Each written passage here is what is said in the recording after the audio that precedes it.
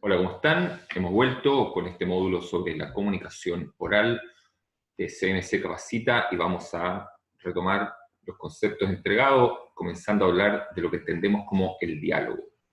El diálogo es una conversación entre dos o más personas mediante la que se intercambian información y se comunican pensamientos, sentimientos y deseos. Los elementos del diálogo son los interlocutores y el mensaje. Nosotros vamos a entender que el diálogo eventualmente puede también ser parte de estructuras más grandes de relación de comunicación, como puede ser la entrevista o el proceso de una reunión, dos temáticas a las que nos vamos a referir también en particular más adelante. Pero aquí vamos a hablar fundamentalmente del diálogo que se produce entre dos o más personas en un contexto más informal, sin la visión estratégica y sin la visión de planificación que conlleva la realización de una entrevista o la realización de una reunión. El diálogo oral, sus características. Las personas que hablan se llaman interlocutores. Es muy expresivo, puesto que intervienen los gestos, la entonación y la actitud. Es espontáneo y se utilizan frases cortas y simples. Este elemento es fundamental. El diálogo oral, lo que entendemos en términos simples por diálogo, siempre va a ser de carácter espontáneo, no va a ser de carácter planificado.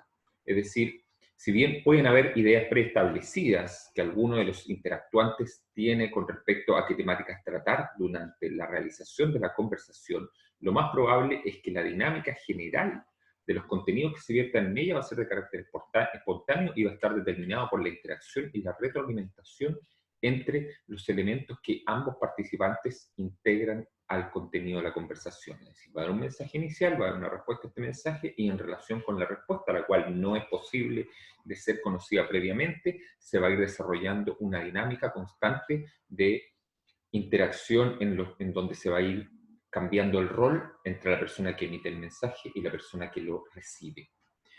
Por lo tanto, da esta característica o esta condición de ser espontáneo, el diálogo oral siempre va a tener errores y siempre va a tener frases sin terminar y siempre nos va a dejar en alguna medida con esa sensación de que podríamos haber dicho otra cosa o podríamos haber hecho otra cosa o en determinado momento de la conversación podríamos haber percibido que éramos capaces de darle un giro a esta conversación hacia algún ámbito en que nos resultaba de mayor interés, tomando una decisión diferente a la que tomamos con respecto a qué conceptos expresar.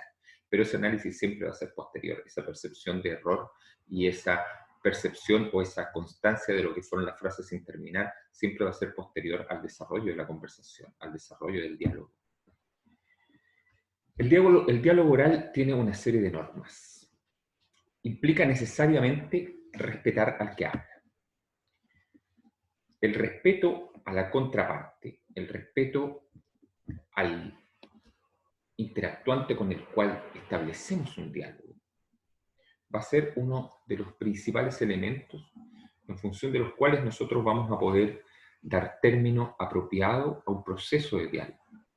Si la persona con la que estamos hablando, o si nosotros en relación a la persona que está hablando con nosotros, percibimos que lo está haciendo sin un sentido básico de respeto por lo que nosotros significamos como persona y por lo que entregamos como significancia al contenido de nuestro propio mensaje, entonces difícilmente ese diálogo se va a desarrollar de manera apropiada. Además, debemos hablar en un tono adecuado.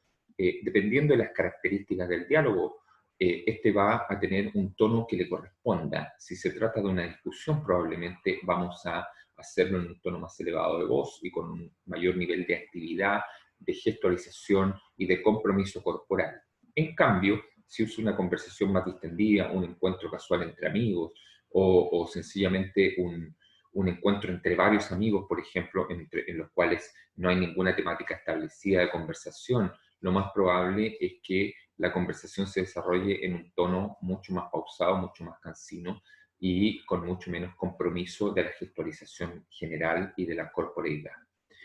Un diálogo oral requiere no hablar todos a la vez. Si todos hablan a la vez, todos los participantes de un diálogo hablan a la vez, es sumamente difícil, a menos que se posea una capacidad atencional muy grande y la capacidad de discriminar entre los contenidos de conversación, entre los mensajes que provienen de distintos hablantes.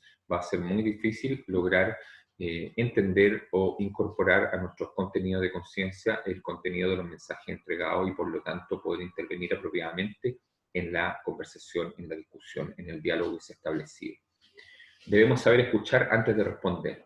No debemos interrumpir la expresión de una idea a medio camino, sino que debemos saber escuchar íntegramente las ideas que la contraparte nos intenta expresar antes de pensar que ya entendimos lo que éste nos quiere decir y empezar a responderle antes de que éste termine de expresarse, cosa que es un fenómeno que ocurre con mucha más frecuencia de lo que nosotros creemos. Debemos pensar en lo que dicen los demás, debemos tomar en consideración, ¿cierto?, aquello que resulta importante en términos de la estructura de personalidad, de la estructura valórica y de los principios de la persona con la cual estamos interactuando y con la cual estamos desarrollando un diálogo. Debemos tomar en cuenta aquello que es importante para él, de la misma forma en que él debe tomar en cuenta aquello que es importante para nosotros. Eso va a asegurar el desarrollo de un diálogo de manera efectiva, de manera apropiada. Y además debemos admitir las opiniones de los demás. No basta con tener claro lo que el otro quiere, tener una consideración de lo que el otro quiere, si de todas formas, a pesar de esa situación, vamos a intentar imponer siempre nuestra propia opinión sin dar pie o sin dar lugar a lo que constituya la decisión final o el resumen de la conversación integre en alguna medida también la opinión del otro. Nosotros debemos buscar, si se trata de un diálogo que requiere de un consenso final o de la toma de un acuerdo, que esto comprometa aquello que es importante para todos los intervinientes y no debemos dar lugar a que solamente la imposición de lo que es importante para uno de ellos sea lo que se resuelva como término general o como término definitivo. Luego tenemos la entrevista. La entrevista es un diálogo en el que una persona dirige preguntas a otra con el fin de conocer, a través de sus respuestas, sus gustos, ideas o sentimientos. O bien, conocer mediante esta serie de preguntas a las cuales tiene que, ¿cierto?, recibir una respuesta apropiada, la característica de habilidades o de competencias que una persona tiene, como ocurre, por ejemplo, en una entrevista de trabajo. La estructura de la entrevista implica una entrada, un cuerpo y un cierre.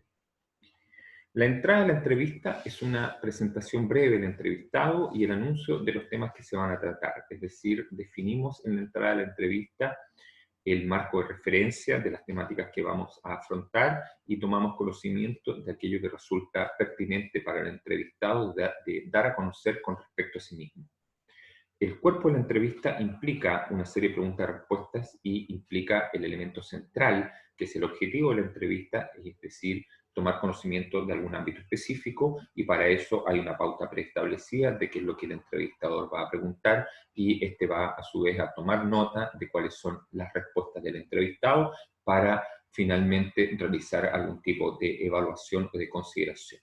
Y el cierre de la entrevista es el resumen de las opiniones del entrevistado y el comentario personal del entrevistador. Este resumen lo pueden efectuar tanto el entrevistado por sí solo, el entrevistador por sí solo o ambos en conjunto, ¿cierto? Como, por ejemplo, que el entrevistador plantea al entrevistado lo siguiente: a ver, después de la conversación que hemos tenido, yo entiendo que tu opinión con respecto a esta temática en particular es esta y esta otra. ¿Estás de acuerdo? ¿Es eso lo que tú querías expresar? ¿Es eso lo que tú querías dar a entender? ¿O yo entendí de manera inapropiada o incompleta alguna de estas cosas que te estoy mencionando? Y damos pie a que el entrevistado intervenga y a que el entrevistado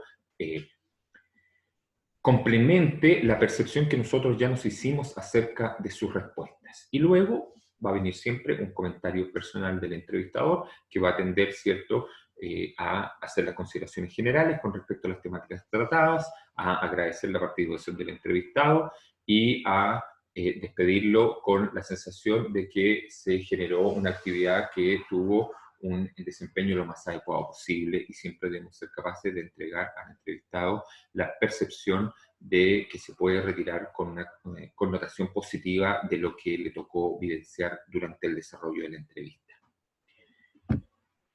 La reunión es una forma, quizá una de las más efectivas dentro del clima organizacional, para lograr la interacción y el compromiso de personas hacia un objetivo determinado. El trabajo en equipo y la asociación implican inevitablemente un mayor número de reuniones. La temática de la reunión, como un elemento más en la secuencia que comenzamos con lo que es el diálogo, continuamos con la entrevista y concluimos con lo que es la reunión, conlleva una serie de variables bastante más complejas y bastante más extensas que los dos elementos de interacción comunicacional que hemos mencionado previamente y que son el diálogo y la entrevista. Por lo tanto, vamos a hacer otra pausa en este módulo acerca de la comunicación y vamos a retomar en el siguiente video, también un video breve y explicativo, los conceptos generales de lo que implica una reunión, cuáles son sus condicionantes, sus aspectos positivos, sus aspectos negativos y cómo se debe enfrentar a los distintos intervinientes en una reunión por parte de la persona que dirige la reunión o por parte de la persona que modera la reunión, porque eso constituye una descripción mucho más acabada y mucho más facilitadora para el ejercicio del rol del líder con respecto a cómo deben enfrentar ustedes las distintas circunstancias y las distintas eventualidades que van a surgir durante el desarrollo de una reunión en función de las características diferenciadas de los distintos miembros que participan de esta reunión y de cómo estos responden a determinados perfiles de intervinientes en una reunión. Para cada perfil de interviniente vamos a tener una respuesta que va a ser la más adecuada y eso es un poco en lo que vamos a insistir en el siguiente video.